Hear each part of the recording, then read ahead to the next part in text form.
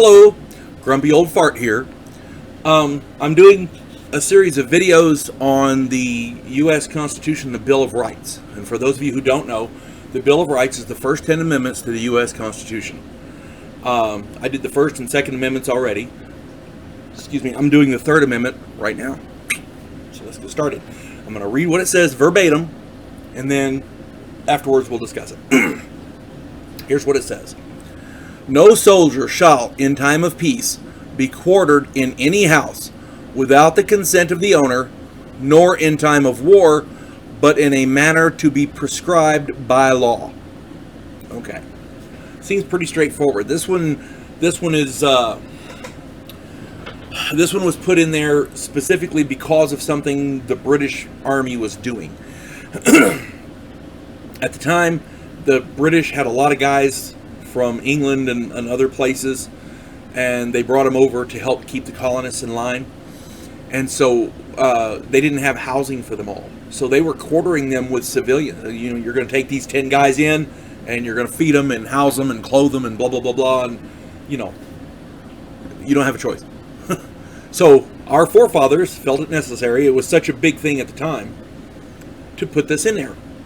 It specifically targets the military not being able to invade your home with their guys and set up residence. Now, in time of war, if the situation were dire, I don't have a problem quartering dudes in my house. I don't have a problem with that. Okay, but it's a whole different critter when the people who are trying to keep you in line because they don't trust you are putting guys in your house and you have to feed them. Okay, a lot of these young British soldiers were from, you know, far from home, and you know, I'm sorry, if you got a daughter, you don't want 10 young, there's not a nice way to put this, you don't want 10 horny dudes in the house with your young daughter. Okay, it's that simple.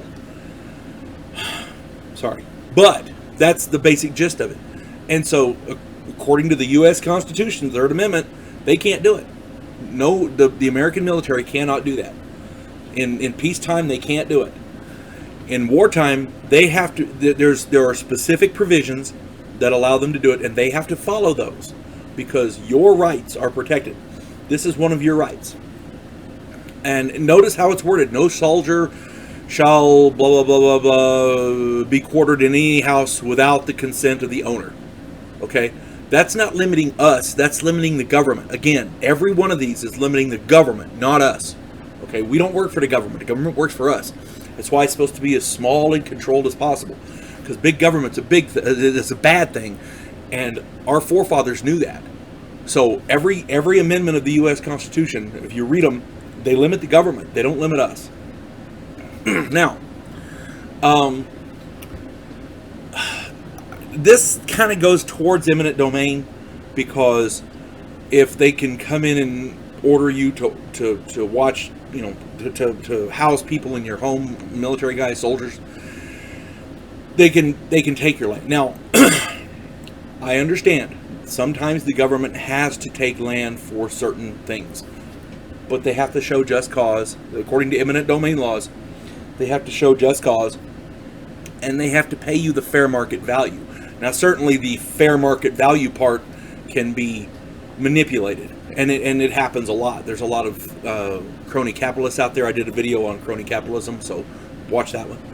But according to the law, to the U.S. Constitution, they can't do that without just cause, and they have to pay you fair market value. Now, I'm not saying I'm a fan of eminent domain, because I'm not, but sometimes it's a necessity.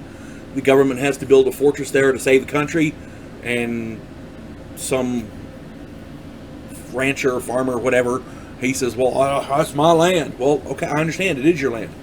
But if we don't do this, nobody has any land. We all become slaves. You see what I'm saying? You got to pick, sometimes you have to pick the lesser of two evils, and sometimes eminent domain is the lesser of two evils. I'm not a fan of it, but there it is. This is kind of a short one. It's not even 5 minutes yet. But that pretty much covers it, because there's the crux of this particular or this particular one, amendment, is private ownership. We own what's ours. My house is mine. I own it. My land is mine. I own it. Me.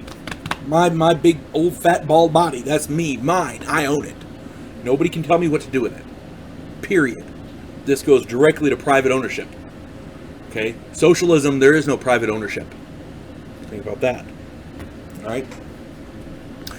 So, I hope these videos are educational, and I hope you're getting a lot out of them, and I hope you're enjoying watching them as much as I'm enjoying doing them. So, you folks have a good day now. God bless one and all.